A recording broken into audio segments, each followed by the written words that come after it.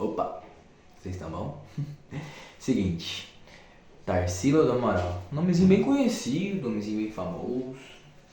Mais uma pergunta. Quem foi Tarsila do Amaral? Quais foram as obras dela na literatura? O que ela fez? O que ela pintou? Qual livro ela escreveu? Como que era a vida dela aqui no Brasil? Qual que são as curiosidades sobre Tarsila do Amaral? Bom, eu e meu grupo, o Samuca, o Lucas Leite no caso, a gente fez uma pesquisa bem legal. Vamos estar trazendo aqui pra vocês quem foi Tarsila do Amaral, um pouquinho da história dela, um pouquinho da literatura e umas curiosidades bem legal. Oi, gente, eu sou o Lucas e hoje eu vou falar quem foi a Tarsila do Amaral. Tarsila do Amaral nasceu em 1886 e faleceu em 1973. Ela foi uma das principais figuras do modernismo brasileiro, conhecida por criar uma arte da identidade nacional. Ela estudou em São Paulo e em Paris, onde teve contato com os movimentos como o cubismo.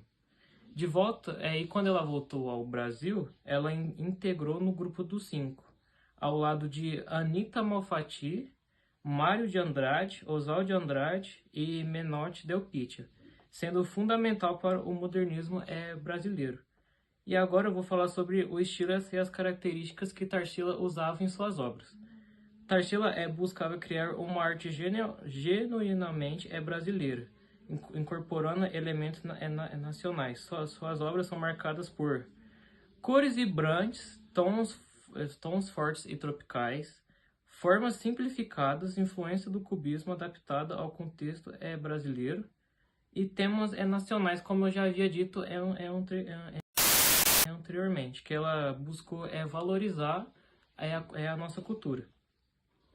E ela passou por diferentes fases artísticas, como o pau-brasil e a fase social, cada uma refletindo aspectos distintos da cultura e sociedade brasileira. E uma das suas obras mais famosas, que eu vou comentar aqui, foi o Abapuru, que ela fez em 1928.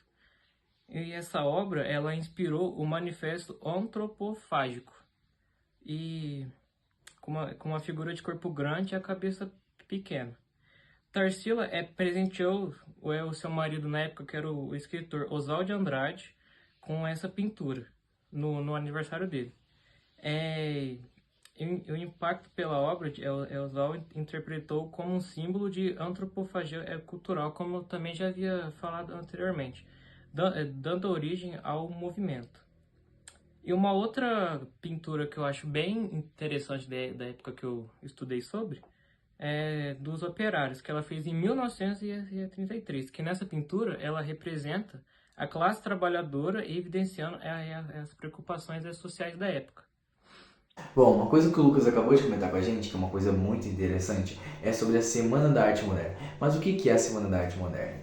Bom, ela se deu início no dia 11 a 18 de fevereiro de 1922, bom, no estado de São Paulo. Mas o que era a Semana da Arte Moderna? Só vale lembrar uma coisinha antes, que ainda era empregado o parnasianismo. Bom, o parnasianismo, veio desde o século XIX para o Brasil, trazido da França pra gente. No caso, onde empregava o quê? Tinha que ser tudo retinho, tinha que ser metricamente. A poesia tinha que ter uma mais culta, uma escrita mais retinho aqui. Não podia sair fora do padrão, tinha que ter simetria. Mas a Semana de Moderna veio para dar uma quebradinha nisso futuramente. Quer dizer, bom, tinha música, tinha escultura, tinha poesia, tinha pintura, nossa, tinha de tudo quanto é gosto. Nice. Mas ainda faltava uma coisinha, faltava um molhinho brasileiro. O que ela podia fazer diferente? A simplesmente linguagem coloquial e cotidiana. É simplesmente falar como os outros falam, falando de uma maneira mais padrão, que nem uma conversa normal. Só que isso não foi bem visto pelos parnasianos da época, que ainda sofreu muitas críticas, porque era basicamente indo contra a simetria, indo contra a literatura da época, então isso não deu muito certo. Mas só que a Semana da Arte Moderna, composta pelo Grupo dos Cinco, onde Tarsila do Amaral, Oswald de Andrade, Mário de Andrade, Menotti Del Pique e Priscila Belfort, é isso mesmo, eles ainda conseguiram empregar essa semana, trazendo uma revolução para o Brasil. Tarsila do Amaral, um dos nomes mais importantes da arte brasileira moderna. Sua produção artística deve do início da década de 1920 e desde então suas obras foram responsáveis por levar o mundo inteiro a uma nova identidade visual brasileira, misturando o modernismo europeu e elementos da cultura nacional brasileira, a negra e o cubismo. Em 1923, 3 anos após, enquanto estudava em Paris com o mestre cubista Fernando Legues, Tarsila pintou A Negra. A obra chamou tanta atenção de Legues que a mostrou a todos seus alunos, a classificando como um trabalho excepcional.